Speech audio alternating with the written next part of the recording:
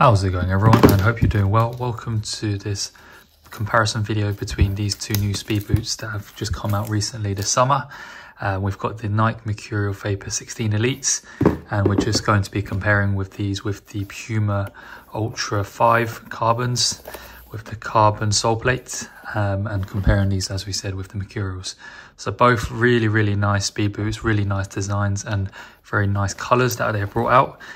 Both have brought out two new sole plates in terms of their stud patterns at the bottom of the sole, so fairly new. And let's just do a little comparison on these, the sizing and the price, to help you decide to see which one is for you if you're stuck between these two, and see if there's much differences or if it's very similar. So just with the tech aspect in terms of the upper of the material, as for us, we don't take too great detailed in this, but with the Nike Vapor 16 Elites, you've got the grip nick, which carries on from the Vapor 15 Elites, and then you've got the air zoom for the breathable space in between your toes and also in the shoes when you're wearing the boots itself. And then when we come over to the Puma 5 Ultras, we have, in terms of the tech aspect, where is it? Yep, the PWR tape, which carries on from the previous editions that Puma Ultra Ultimates had. And then there should be a control material, if there is.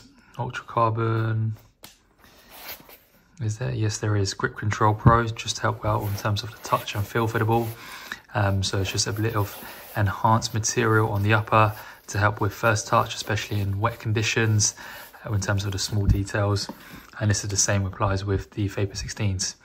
Now with the Vapor 16s, this colorway is more of a prototype.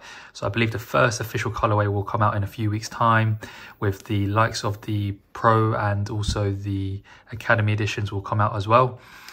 So do watch out for that. So this is probably just the first kind of like just showing of the boots itself. Official colorway should come out at end of the month, end of July or early August. And this is the official colorway of the Puma Ultra Carbons. Both fairly nice designs, designed for speed, lightweight boots, and it's got that kind of narrow like fast car look towards the boot, which is a really nice touch, and it's designed for what it's made for: speed, fast pace, good touch and nice feel for the ball. Now, as we said with the sole plates, because it's still fairly new, do give us a bit of time in terms of doing reviews. We will do more when newer colorways come out and we've tested them more on the different surfaces. But for sure, with both of these boots, you can wear them on firm ground pitches.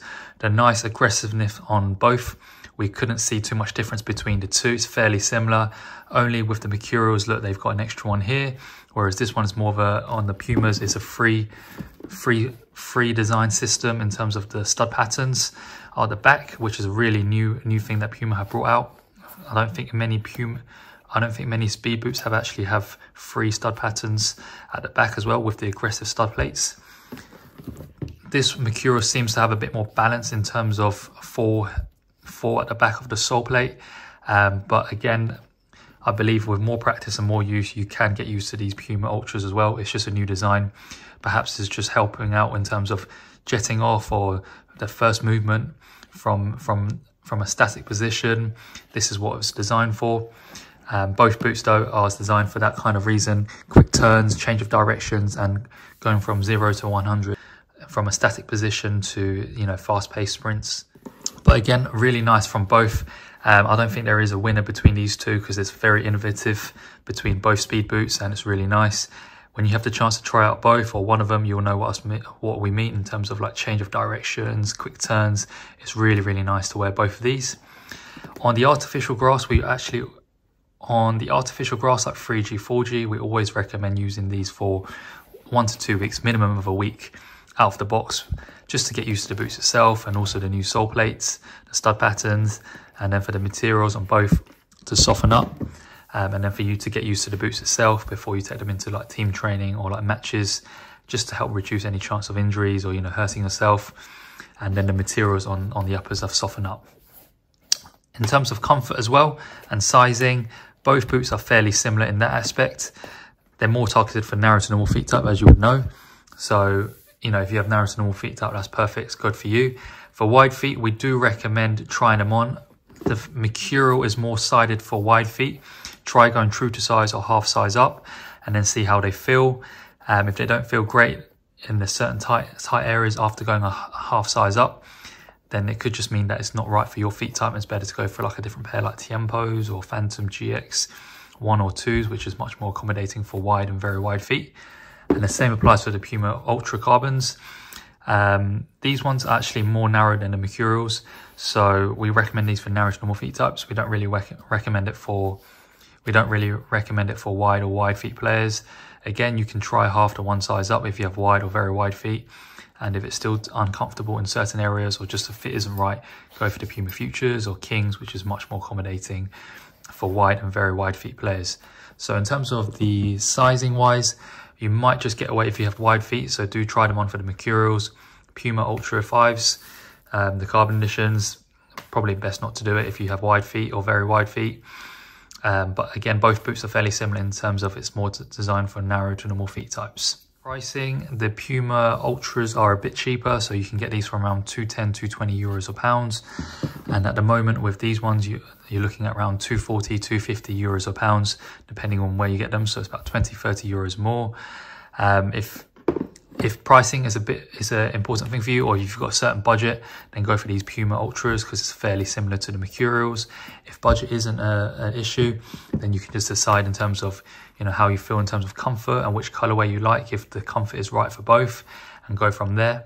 But both are really, really good elite speed boots, and we highly recommend them to anyone that's looking to go for these. So let's quickly go and weigh the two and see which one is a lighter boot between these two. We've taken out all the stuffings out of the boots, so there's nothing inside them. So let's just compare the weight of the boots between the two.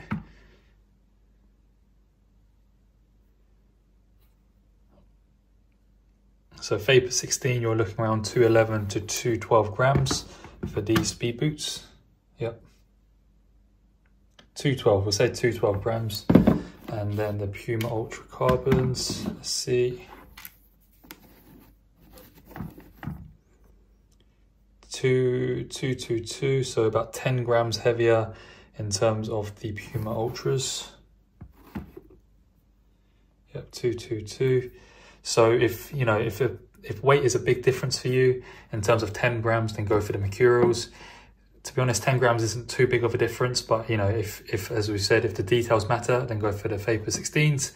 If it's not, then you can decide between the Ultras and then the Mercurial Vapor 16s. Comes down to personal preference in terms of the speed boots. But yeah, in terms of the weight, it's not too much difference between the two, just 10 grams. So thank you very much for watching this comparison video between the Mercurial Vapor 16s and the Puma Ultra 5 Carbons. If you enjoyed it, make sure to leave a video a like and to subscribe to our channel. And also don't forget to comment down below if you have one or both of the boots, what you think about them, pros and cons, as it helps out people that are watching this video now or in the future. It just helps them out decide to see which one is for them, and your comments really helps them out in terms of your feedback. Thanks again for watching this video. I wish you all the very best, and we'll see you next time for another unboxing and boot review in the near future.